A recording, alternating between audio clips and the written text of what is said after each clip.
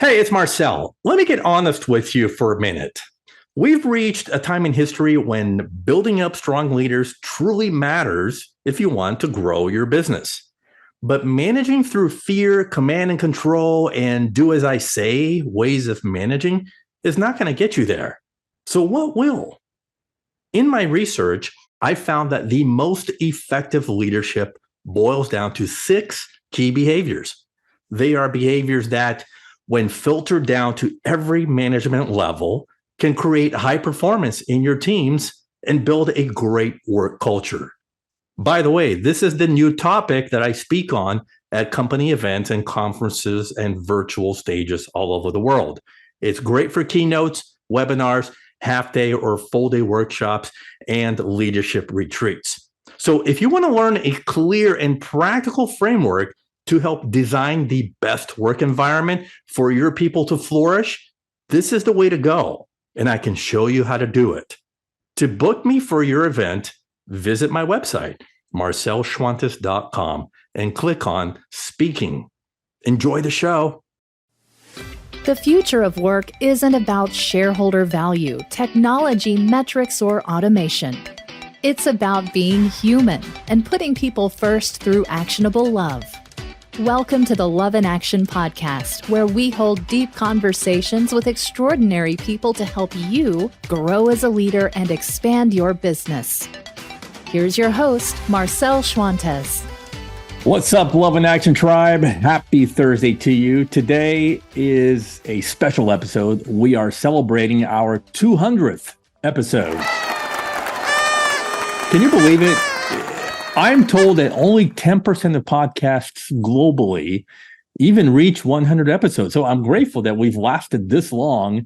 And a big reason for it is that you guys keep coming back. I mean, seriously, without our listeners, we would have packed it in a long time ago. So we're grateful and honored that you chose to spend time with us today and that you do it every week, because there are literally millions of podcasts out there. So thank you. I applaud you. So the Love in Action podcast has truly become a global community now. I mean, we're in 165 countries and counting that jump in and join us in our Love in Action conversation.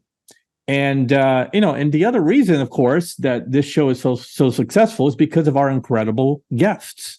From the very first guest who started this rodeo back on March 21, 2019, Erica Keslin, author of Bring Your Human to Work and Rituals Roadmap, graciously accepted our very first invitation to come on the show.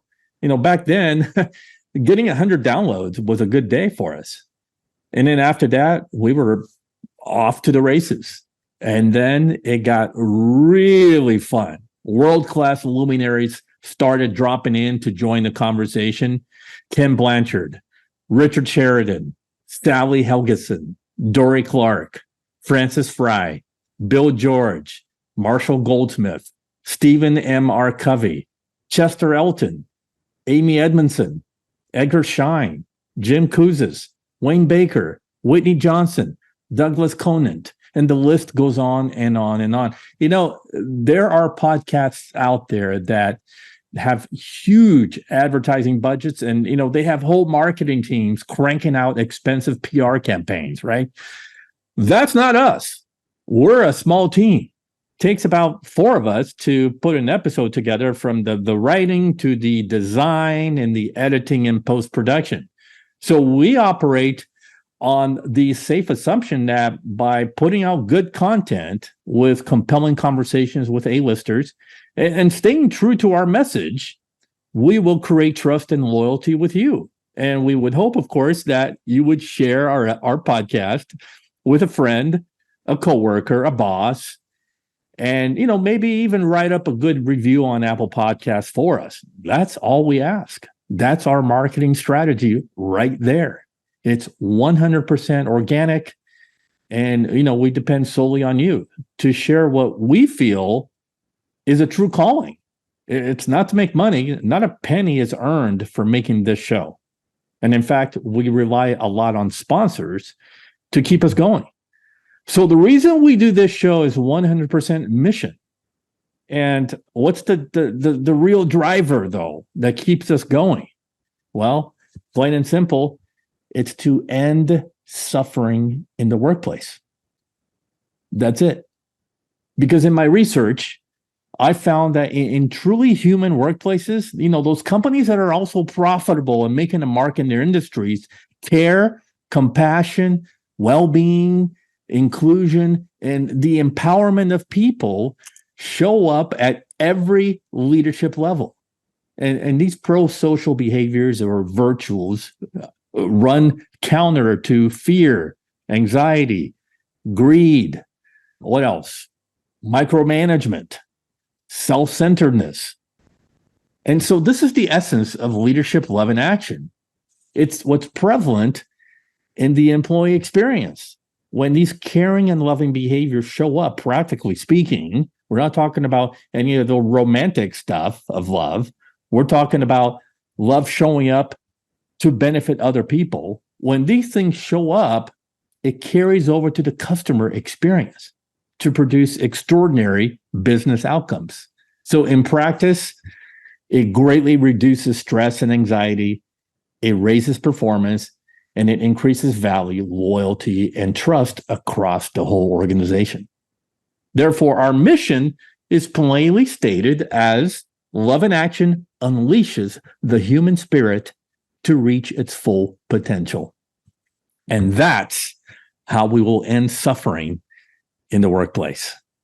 So for our 200th episode, I'm bringing in someone I highly admire. He has helped me get a lot of exposure through his platform, his podcast, and bringing me in on webinars that he's put together. So I'm delighted that I can return the favor. My friend, Dr. Matt Poepsel, will join us shortly to talk about his brand new book, Expand the Circle, Enlightened Leadership for Our New World of Work. So most leaders are practicing outdated leadership approaches, according to Matt. They're overwhelmed, discouraged, and lacking confidence in their ability to make the impact they want.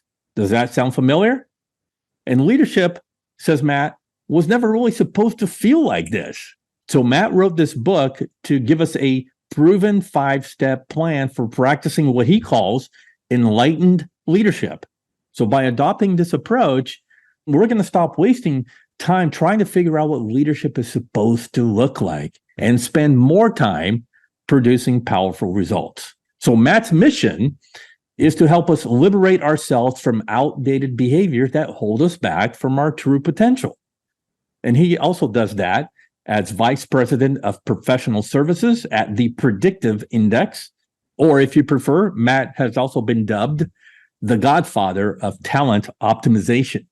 Matt and I had an enlightening conversation, and we would love it if you could share it far and wide to help us get to our goal of 1 million downloads. Here's my conversation with Dr. Matt Poepsel. Enjoy. Matt, welcome to the 200th episode. It's amazing, Marcel. Thanks so much for having me. Congratulations on your success. This is awesome. Yeah, I appreciate that. So we start the episode as we do with every guest like this. You ready? I'm ready. What's your story? Story, boy, it takes me back. I tell you, I began my adult career in military service, which was a great way to create a foundation of leadership in my experience, and translated that into the civilian world and worked as a software product manager for many years. Really enjoyed the nature of building things as part of a team and rising up in the ranks, and everything was going really well. I decided to study a bit more at the PhD level to really refine my understanding of leadership and coaching and these types of things. And everything was going super well right until the wheels came off during the pandemic, and I experienced burnout like you read about, Marcel. It was something that totally threw me for a loop. So that kind of is a big part of my story and a big part of what brought me here today. Yeah, it's interesting because as I was reading your book, your military background really comes into play in a lot of stories throughout your book. So we'll bring that to the discussion here in a minute. But you told me that you have a love-hate relationship with leadership. What's the deal there?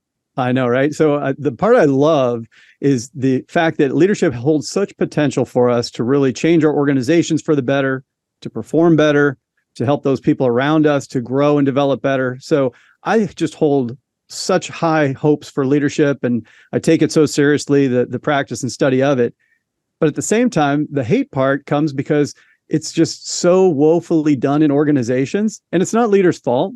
I don't think we spend nearly enough time on leadership development. And when we do, we focus on techniques like delegation and communication and influence that are important, but they're not complete.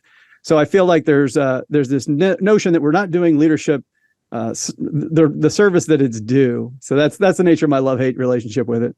Yeah, that's a great segue for your book, by the way. If you're watching on YouTube, there it is, Expand the Circle. So let's dive into it. And let's start first with maybe giving us the big idea behind the book. Yeah, the book is really all about this notion that the work, as we all know, has changed dramatically. It's almost unrecognizable. And not even just since the pandemic. It's been going on for many, many years.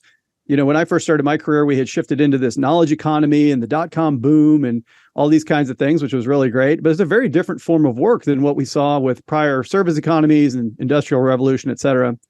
Well, also, what we find for ourselves as workers, if you think about it, what we expect and demand of our work today is so different than it used to be. People used to work just to put food on the table. Yeah. In most developed nations today, we're looking for a lot more. I see a lot about let's find meaning and purpose, and you know, we want to have the right commute and all these kinds of things. Yeah. But what the big idea in the book is that while those things have evolved, leadership hasn't evolved. What I see really being taught and talked about with leadership is at least 50, 60 years old in most cases. So that was kind of one of the aha moments that I had, was we really need to take a fresh look at the very old practices of leadership.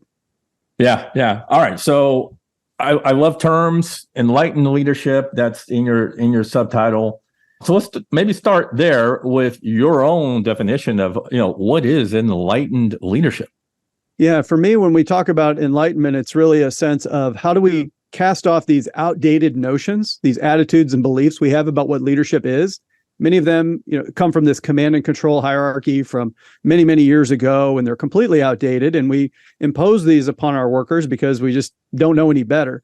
So in this case, enlightenment is about stepping into these more modern, more necessary, more contemporary, more selfless forms of leadership. And that word is the biggest turning point for me in what we need to see in an enlightened form of leadership, is less emphasis on self-interest. Yeah, yeah. So you said that the enlightened leadership, the term has been around, or maybe the actual philosophy or way of leading in that respect has been around for 2,500 plus years. So, I mean, what are its origins? As if you were there, right? But take us back in time. Yeah, absolutely. So the connection that I had, and I mentioned earlier, when I experienced burnout during the pandemic, I experienced this reprioritization of values and my relationship with work. Just like so many of us did, right? At the same time, I don't know why I chose to do this, Marcel, but having a midlife crisis in the middle of a global pandemic, you know, I wouldn't recommend it. But basically what happened was I went and resumed my long forgotten meditation practice. And I found these techniques, these Buddhist and other types of meditation techniques, and it really opened my eyes toward kind of an infusion, if you will, of Eastern practice with Western practice of psychology and leadership. So when we talk about that 2,500 years ago, there was a massive amount of focus and study on the mind and how to sort of move beyond self-interest to embrace these higher levels of successful living, for lack of a better term. And I find that those are completely appropriate and timely and necessary in our leadership today. That's great. That's great. All right. So I'm curious, you know that I'm a servant leadership guy. Where does servant leadership kind of fit into enlightened leadership, or does it? Oh, it absolutely does. I think servant leadership was such an important development in the history of leadership theory, because for the first time we saw that the relationship between a leader and their follower, for example, took on an importance of its own. It wasn't just simply the leader's position anymore that held all the power. It was the relationship that began to hold the power. So now we started to say, how can I serve others through the servant leadership methodology while still serving the business, which is a really important shift. And I think that what you see now in organizations today is a continued move toward even more higher levels of selflessness. I'll give you an example of conscious capitalism. Yeah. So the work out of Whole Foods or Patagonia, there's so many high-profile examples today, or B corporations or corporate social responsibility. organizations are acting more selfless than they ever have before. And that's not a coincidence. I think that leadership needs to follow suit. And that's where I think servant leadership is a key ingredient. And we can go even further, toward that more selfless approach. Yeah. So this might be a little bit of a sneak peek on our for our conversation, but the benefits of this leadership approach, enlightened leadership, extends beyond the workplace. So explain that. Yeah, 100%. When you think about the walls came down, especially when we sent everyone home during the pandemic to be safe. Those all knowledge workers who could, we did that. And then all of a sudden we started seeing their pets and their partners and family members showing up on camera because there's almost a blurring completely of the lines between work and family. Yeah. So a very common example is the work experiences you have, whether they're positive or less positive, you take that home with you. So the question about this enlightened leadership, part of it is about understanding and recognizing the inherent connectedness that we have that's beyond sort of our day-to-day vision. So when you start thinking about how can I show up as a more effective leader in my community, so an example I quote in the book is around Habitat for Humanity. How do we give workers a little bit of paid time off to go work in their community and help some people in need in a way that they bring that goodwill back to work with them the next day? That's a very simple example and a powerful one about blurring the lines between the work we do in our organizations and how we can spill that out into our communities. Yeah. So part one of your book gives us a map, and that starts with leading yourself first. So what's a good starting point here to mastering that piece of the puzzle as you widen the circle? It starts with you first. It really does. And when I mentioned one of the meditation techniques that really inspired me was this notion of what's known as metta meditation, where you sit and you wish wellness and peace for yourself. And then can you spread that out to your family members and maybe out to your coworkers? Can you keep pushing out to strangers and finally out into the world? And I thought, man, that's exactly how I've approached my own leadership journey. I had to learn to lead myself before I could lead others and lead my team and lead organizations and finally, spill that leadership out into the world. So you raise a really important question here, which is, well, okay, great. I want to lead myself. Where does that begin? Yeah. And probably doesn't come as a surprise to many leaders is we have to begin with self-awareness. And if we don't have awareness of something, then it's impossible to really understand if we're accurately self-aware or whether we need to make some modifications. And most leaders understand that, but a lot of leaders believe that they're self-aware. And the work of Tasha Eurich and others have really proven that this is the case, that many of us aren't as self-aware as we need to be. Yeah. So that's kind of the very first step along the path of leading yourself. For me, was beginning with self-awareness. Yeah, this is great. So magic question here is, a lot of us don't know. Well, first, we don't know that we are not self-aware. And then as we pave the road to become more self-aware, we don't know what techniques are in place to help us to become more self-aware. So what would you say, what would be a good tip for people listening to increase their self-awareness? Yeah, I think a lot of us make assumptions that, of course, I'm self-aware. I know it. And then all of a sudden we get hit with surprises. I got passed over for promotion or somebody quit and I didn't expect them to. And it turns out that during their exit interview, it was me. Like these things happen to leaders who lack self-awareness. Yeah. So the first thing is, are we even making the time for quiet reflection? Or have we allowed ourselves to get so busy that we just haven't even stopped to pay attention? That's a good place to start. There are several inventories and techniques and tools that we can use for self-awareness too. But what about just asking others? Taking the feedback can help us improve the accuracy of our self-awareness. And if we've created enough psychological safety, if we've created enough trust with our teammates, they know that they can be honest with us and say, sometimes in meetings, you cut me off. And that doesn't feel great to me. You're like, oh my gosh, I had no idea. Like that's an example, a simple one of raising self-awareness. Yeah. Well, okay. So speaking of things that get in the way, maybe let's talk about maybe the monkey wrenches that get stuck. We get stuck in the cog of the wheel because we have so many differing priorities and so many things that we need to take care of on a day-to-day basis that gets us in the way of improving how we lead ourselves better. So what would you say might get in the way of that happening?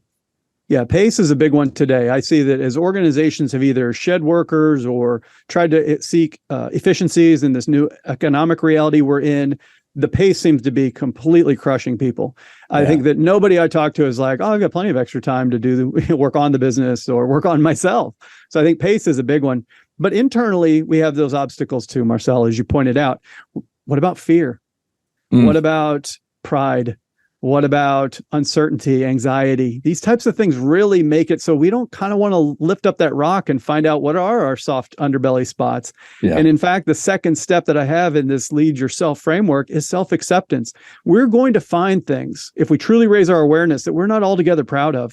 Either chinks in our armor when it comes to our personal traits, whether it's negative work experiences we've had that we don't like to reflect on because they're painful. But in self-acceptance is tremendous power. If we were willing to incorporate that into our leadership, make ourselves vulnerable, it actually makes us more powerful, not less so. But that's a trick, it's hard to do that. So I think those are some external and some internal factors that really hold us back. Yeah. You have a little section on authenticity. It's such a buzz term, Matt. So how do we become more authentic to lead ourselves better? I mean, maybe you can draw an example from maybe your military days. How do you become more authentic? Yeah, it didn't happen at first automatically. That's for sure. I share an anecdote in the book where I had this first leadership opportunity with a very small team. And I said, I don't really know how to be a leader, so I'll just act like the other leaders I've seen. And I acted every way that wasn't natural for me. Yeah. I was gruff and I was serious and I was all these things, and I'm not naturally that person. And it felt like I was wearing this really tight coat that I had to take off. And only when I allowed myself to embrace a more authentic style that was still effective could I really step into the full mantle of my leadership. So that happened to me over and over again. My formative years, because I was an enlisted person, I got thrown out of college and landed in the Marine Corps, which was the best thing for me possible. And it took me a while, to develop and understand that, you have to find a way to accomplish the mission, but do it in an authentic way. Right.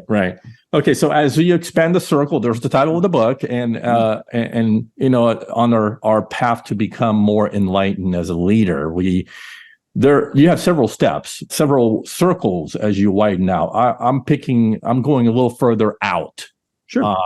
And I'm picking the team level. Mm-hmm. So let's talk about that. I mean, what do we need in place here to expand our awareness and become more enlightened on a team level? Yeah, one of the things that's really surprising to a lot of leaders is we have to recognize that while we work really hard on ourselves and increase that awareness and work on our capabilities and competencies and confidence and all these things, it's not about you, really. And that's hard for some leaders some leaders never make it there, to be honest with you. So when you come to the team context and you realize I'm the team leader, well, you could say I'm the team leader. It's about me and it's up to me to get this done and I'm accountable and blah, blah, blah. Well, that's one of the least effective leadership styles, because now you're talking about how do I cultivate and encourage the collective energies of a group of people towards a common goal. Like that can't be just about you, right?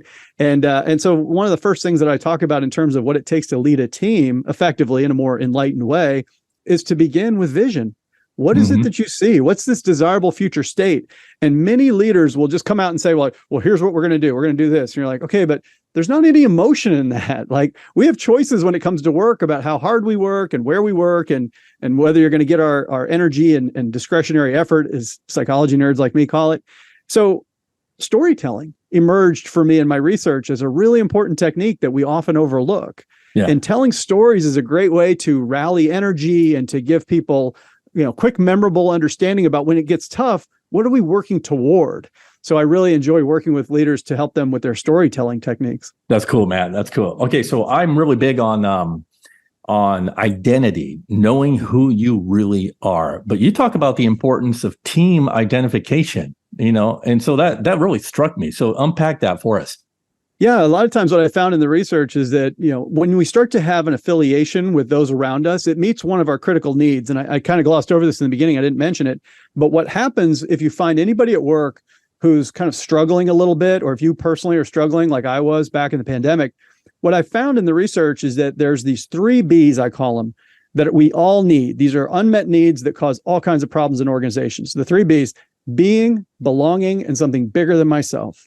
We all want these things. We want to step into our own authentic and be complete and not have to hold back at work. We want strong affiliation with those around us, and we want to serve something that has purpose and meaning that's bigger than just our own self-interest. So we all have these to different degrees. But in the team context now, all of these play out. Can I be myself around my teammates? Or do I have to hold back? Do I have to shape impressions somehow? Like I can't naturally use humor because it won't be, that doesn't feel good. Yeah. What about affiliation? Here's where the identity piece comes in. What we find is that team commitment and team effort goes up when I can identify and incorporate the team's identity into my own. So you can think about sports.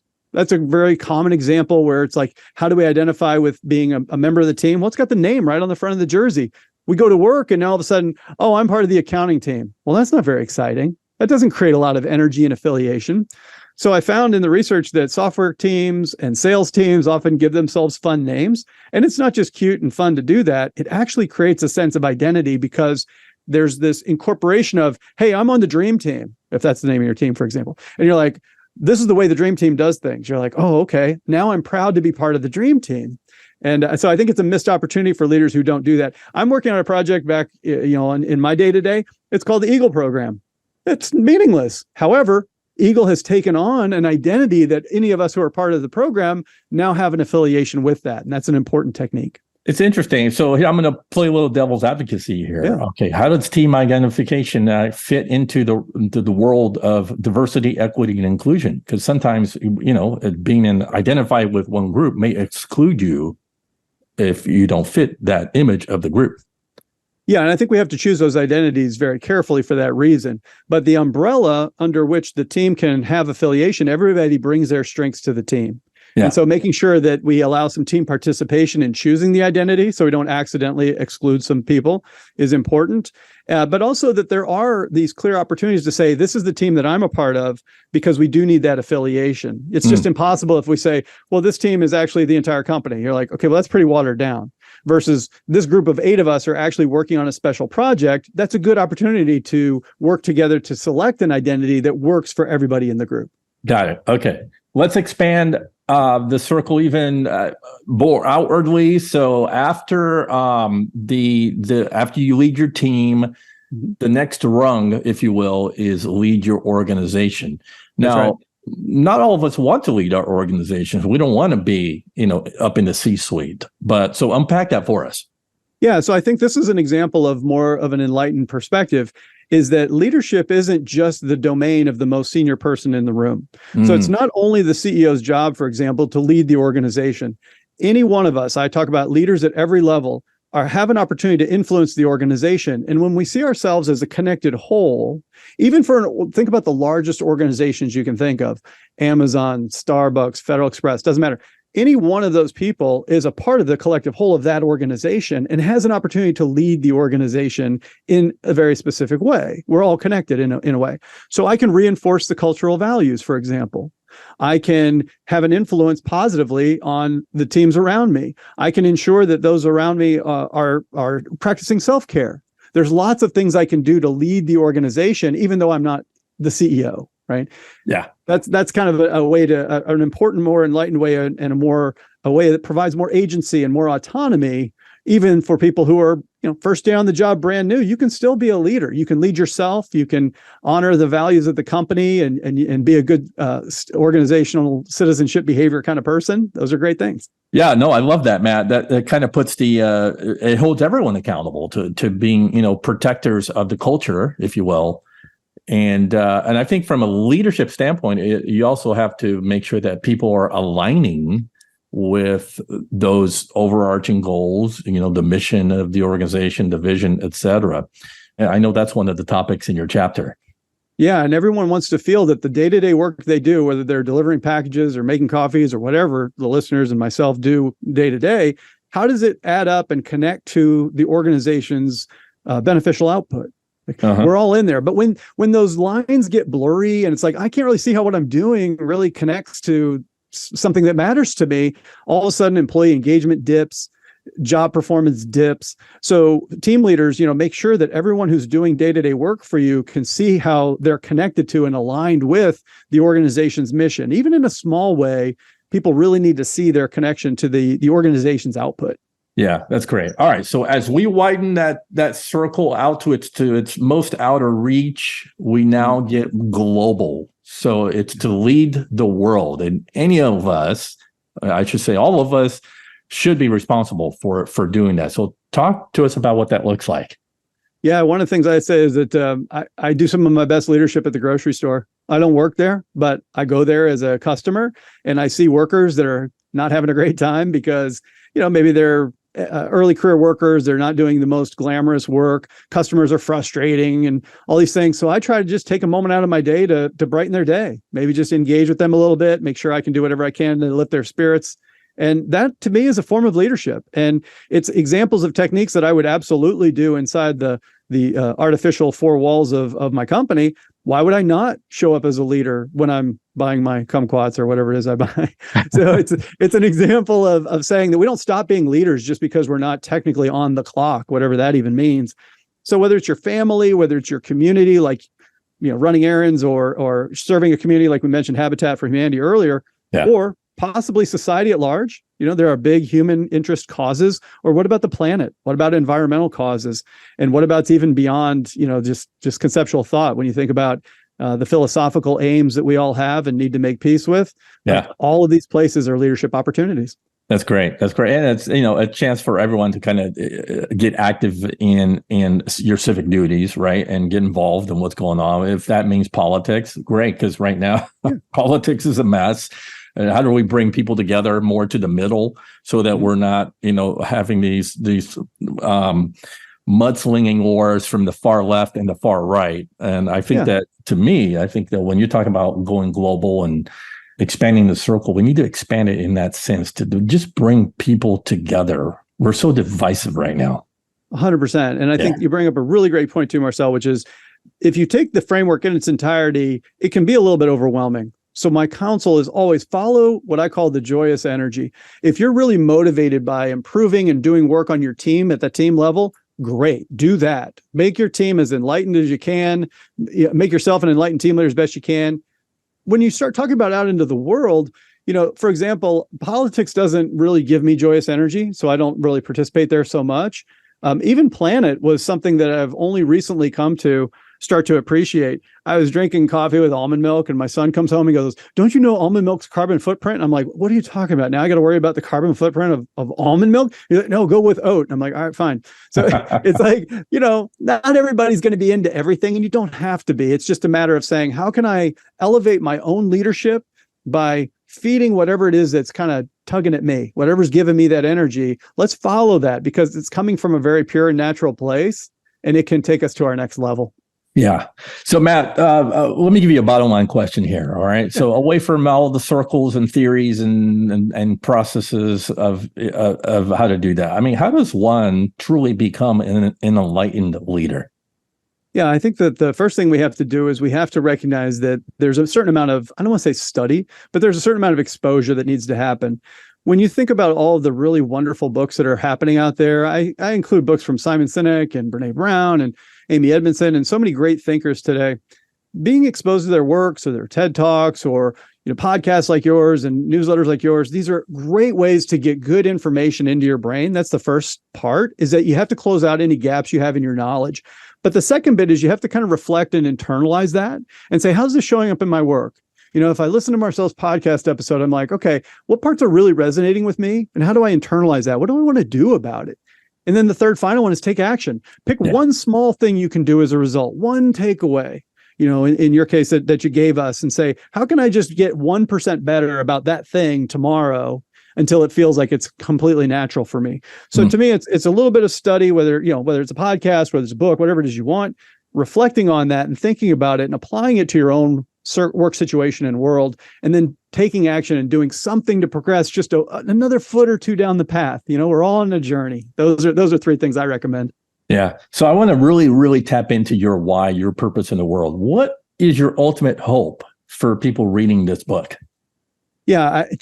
My ultimate hope is going to sound ridiculous, is the elimination of suffering at work. Oof. I just see people struggle at work. I know, you're talking about lifetimes of work here, but it's just so frustrating and sad to see people having bad days at work when we know so much about how to make it better. We just don't do the things. So toward that aim, I like to say that my mission is to teach leaders to liberate themselves from these outdated attitudes and beliefs. And I say that because we have the capability, if we're willing to do the work, to step away from fear and to step away from pride and these things that really hold us back, they're really self-imposed, Marcel. Yeah. And so if I can teach leaders to liberate themselves even a little, then they'll show up that much better for their mission and for the people around them. And to me, that's going to get us toward that type of an enlightened workplace that I see in the future. Oof, alleviate suffering in the world. You and I share that very much of like that's part of my purpose as well, and the reason why I do everything I do, Matt, is for that reason. So that's great. You have a very powerful personal story that led you to all of your work, and it resonated with me, and I certainly related to it as well. So I'm not surprised to hear that at all. I think you're on the forefront of trying to accomplish a very similar mission. So thank you. Thank you. All right. So as we wind down here, I pose you the leadership love question. So tradition on the show, I believe that, love is the solution that will break these strongholds of fear and uncertainty and, bridge our divides and help us to connect with one another. And so I think that when you paint a picture of love with an accurate portrayal of what that means in the workplace, helping one another, agape love, it's being there for others. A lot of great things happen, and I think that the evidence asserts that when you lead with love and care, people also perform better. So here's the question. How do we lead with more practical and actionable love day in and day out in the year 2023? Yeah, to me, it really comes down to one simple thing, which is close the gaps. Close the gaps. And here's what I mean by that. In the research, the one thing that surprised me when I was writing the book was all about fear. Fear showed up as destroying everything good in relationships and in organizations and in performance and wellness of employee, everything. So what is the opposite of fear? It's not courage, it is love, to your point. And so when I think about now, in my most enlightened days, and I don't have as many of them as I would like, I see nothing but unity. And I see the connectedness that's inherent in all of our work processes, yes, but all of our people. So for me, love is unity. And that means closeness, tightness. That means closing those gaps between what? If I can escape my self-interest as a limited leader and I move towards a more enlightened position, how do I close the gaps between the workers and our mission and the workers and themselves and the relationships that we have? So wherever there's gaps that are forced by fear and anxiety and pride and all these negative things, how do we eliminate those things to really draw those closer together? And when people feel connected to the mission and to one another and to their own potential selves, that is the place of enlightened leadership. And that is only going to happen through love. Oh, man, that's good. That is good. Okay, we bring it home with two questions, Matt, as we do with every guest. Personally, what's really tugging at your heart right now that you'd like us to know? This may come as a surprise, Gen Z. Gen Z is pouring into the workforce right now, and they have the highest levels of inclusivity, of agency, wanting to be heard, wanting us to make changes, but they're also bringing the highest levels of anxiety and fear and concern that I've ever seen, that any of us have ever seen. And, my only claim to fame is having created 3 Gen Z people. But now that they're starting to enter the workforce, and I do a lot of consulting with very large organizations, they say, we have a problem with Gen Z. I said, well, what's the problem? They said, well, all of our Boomer and Gen X leaders are starting to look at Gen Z and they're questioning their work ethic and their commitment. And if they're not going to put in the time, how are they going to end up where we are? And I said, well, they've seen where you are and they don't like it. Like, why would they want to end up where you are? You're estranged from your family.